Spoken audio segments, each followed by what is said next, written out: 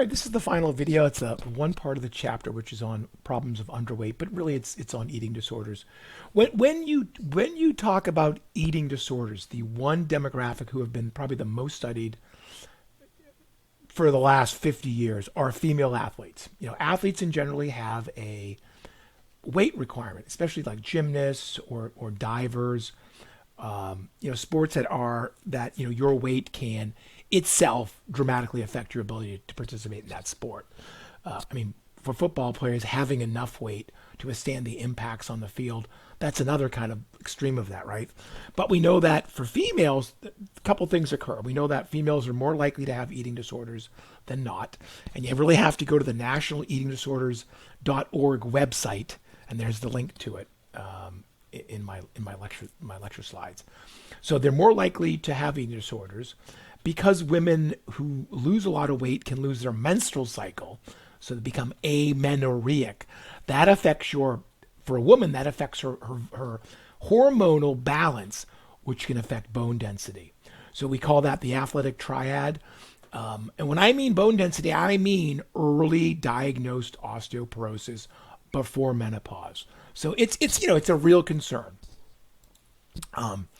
Having an eating disorder is not just having like issues with eating shellfish.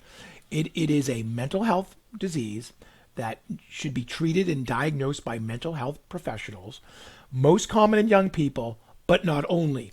If you take the death and dying class that we teach on campus, my colleague, one of my colleagues has told me, eating disorders in the elderly are extremely underreported because unlike the current generation and my generation, much more comfortable to get and search for and be treated for mental health issues, depression, anxiety, right?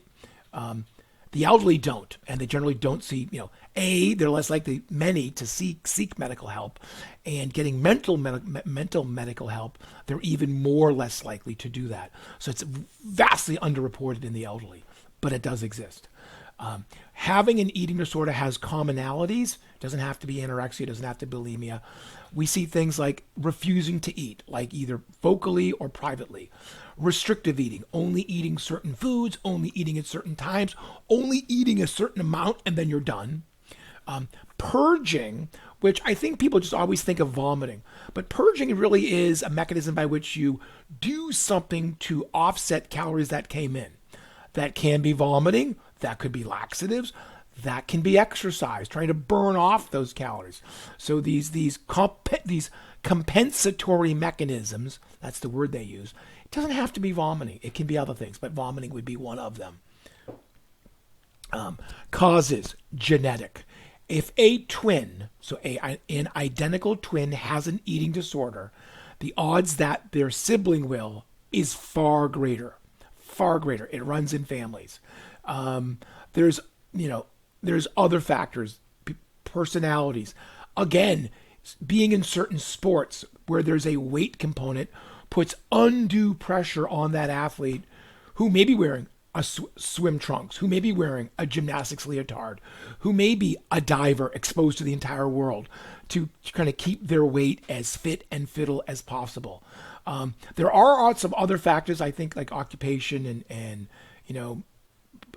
but the truth is, eating disorders are seen in every country on the planet.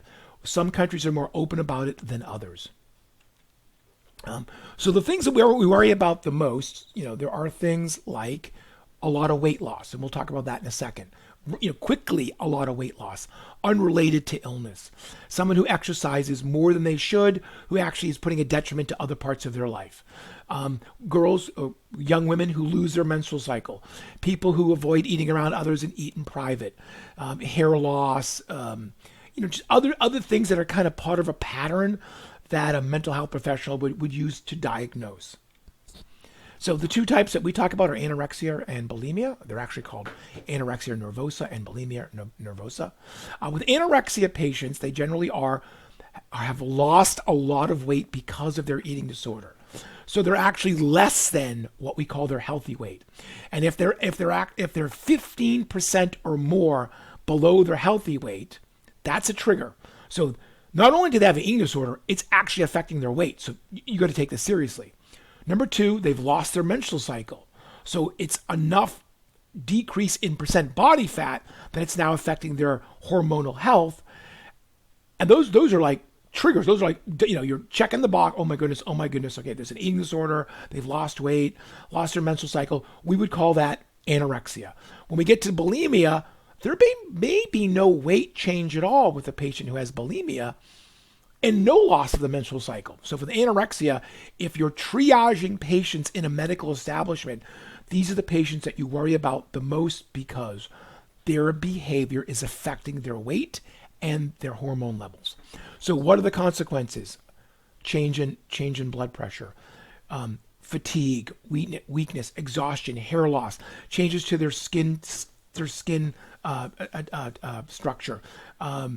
People can die from anorexia. It's that dangerous of an eating disorder, and it requires it requires intervention, serious medical intervention.